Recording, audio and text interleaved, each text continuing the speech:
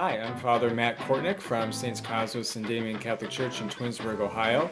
I look forward to sharing prayerful content with you through my weekly emails and answering your questions about our Catholic faith in a lighthearted way through this podcast. Hey, Father Matt, I have a couple questions for you. I'm as ready as I'll ever be. Ever? Ever. How do you decide what robe to wear for Mass? Other than the color of the day, is there significance to them? So a technical term is a chasuble, if you want to be real technical, but basically it's vestment. Right, I am dictated by the color. So me personally, I will generally pick more fancier ones if it's a higher feast day, So for like Christmas and Easter, I might pick fancier ones. If it's a daily Mass, if it's Lent or Advent or a simpler season, I'll pick simpler ones. But generally I wear my own vestments rather than what the parish has. And my vestments generally are pretty simple, so they're really not too different in that regard. But I have a couple that are like pretty fancy. You wore one on Pentecost that was fancy. Yeah, that's it had, a fancy gold one. on it. I was like, Yeah. whoa. And that was my first Mass vestment. So my first Mass was on Pentecost, and so Really? that was a gift from my home parish. Yeah.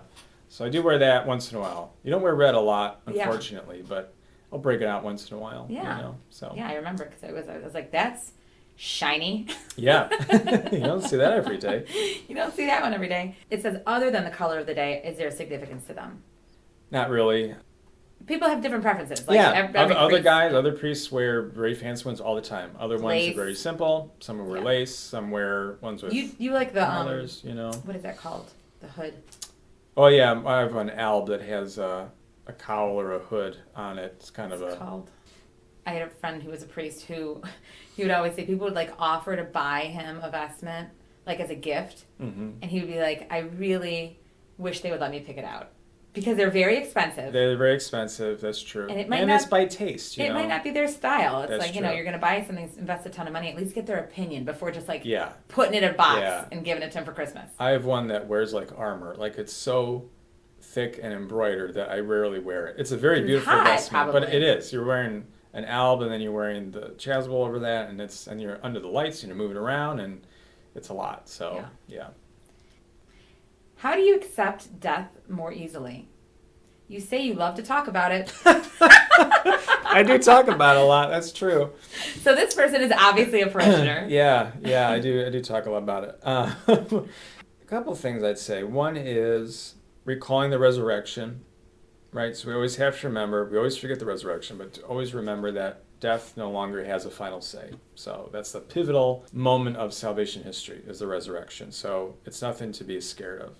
The second thing I would say is, honestly, by thinking about it, which is something that we don't want to do. So the more that we think about death, the more that, it's actually very helpful because it's the more that we become more comfortable with it, that we put our life in perspective, that we realize every gift, or every day is a gift. And when we have that mentality, all of a sudden we kind of change how we spend our time, which I think calls more gratitude and more joy in our day, rather than thinking that I'm not even going to think about death. I got decades for that. I'll just live by the moment. I don't want to deal with that. Right. Yeah. And it's not really a healthy way to look at life, I think, And we're reminded of it every time we go to a funeral or a wake. I think these are also reminders. It's like, remember that we don't know how much time we have on this earth, but you can still make the best of it. So if you want some homework on that, I would pray with Psalm number 90, one of my favorite Psalms. One of the lines is, make us know the shortness of our life that we may gain wisdom of heart.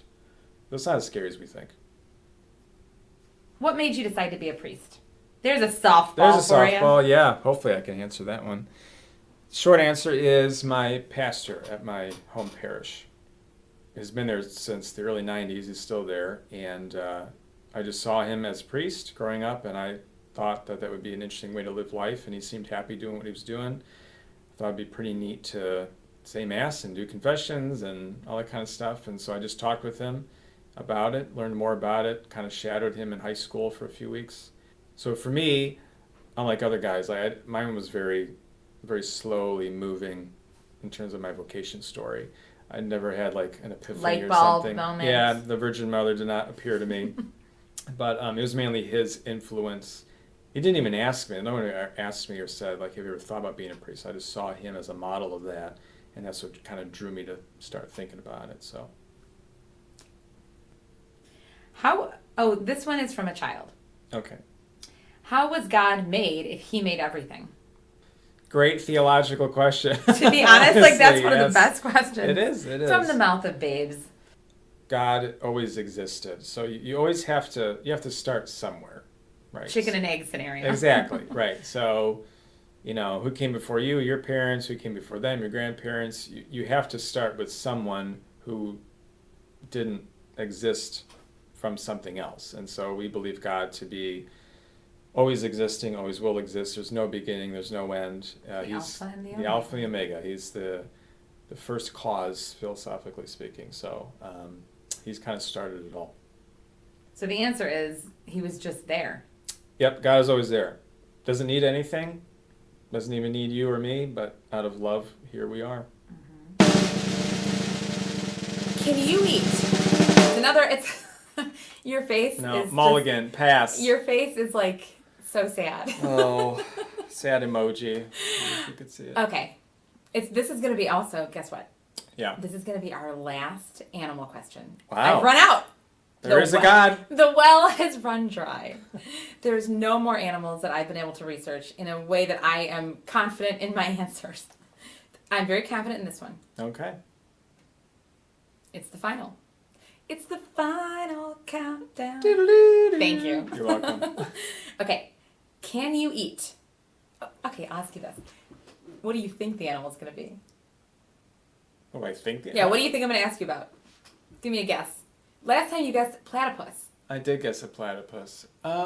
Which I could not. I tried so hard to find information about the platypi. How about a turtle? Sometimes they're in the water, sometimes they're on land. Turtle soup that's like fish. Turtle soup's a thing? Yeah. Turtle, you can eat turtle. Yeah, no, you're wrong. Does it Okay. slow you down when you eat it? Oh, man. You have to eat it very slowly. Little turtle humor. That's right. Okay, we're going to edit 95%. That's good. That's good. Here we go. Can you eat puffin on Fridays during Lent? Puffin. Puffin. You have to say it like this. Puffin. Sounds like a Pokemon. Puffin. What is a puffin? What is a puffin? Like a fish that puffs up? Let me show you what a puffin is. It is like a penguin. Oh. Can't you picture like it's like a bird, but it has like black and white. Oh, yeah. It's like adorable. That's right. Yeah. Okay. Podcast puffin. Listeners, Google puffin. Can you eat puffin? You will see a bird that has like kind of a penguin look to it, and it has an orange beak and little orange feet, and it's adorable. Can you eat this adorable animal on Fridays during Lent? In what archdiocese? There's no particular diocese that it's related to, but it did take place in an area. Because, there's not puffin in Ohio, so that doesn't apply to us unless we're importing it. Yeah, it's at the zoo. Is it? I don't know. I'm going to say no. Why do you do this? Because I don't know the answer. You've gotten literally not one right. It was 50% chance. Didn't you? You got iguana wrong. Yeah. You got everything wrong. Every one of them. The story of my life. Beaver tail, you got wrong. Alligator, wrong. Did I say no to all of them? No, you tried to turn it around with iguana, and said that you can't eat iguana, and I was like, no, because they're endangered in Nicaragua. Yeah. So, in 17th century France, a group of Benedictine monks argued that puffin should be considered fish due to the fact that it has a very aquatic lifestyle and it lives near the water, it loves the water, it's always around the water, and they were hungry. And they just wanted some puffin. Mm-hmm. They were like, we could easily capture these. It's the 1600s. We don't have a lot of other options here. We're in this monastery. So they had a 17th century scientist consult with them. Wow. And he wrote a paper that he submitted to the bishop that he believed that puffin should be allowed to be eaten as an aquatic animal because of its relationship with the water. And the bishop was like, okay.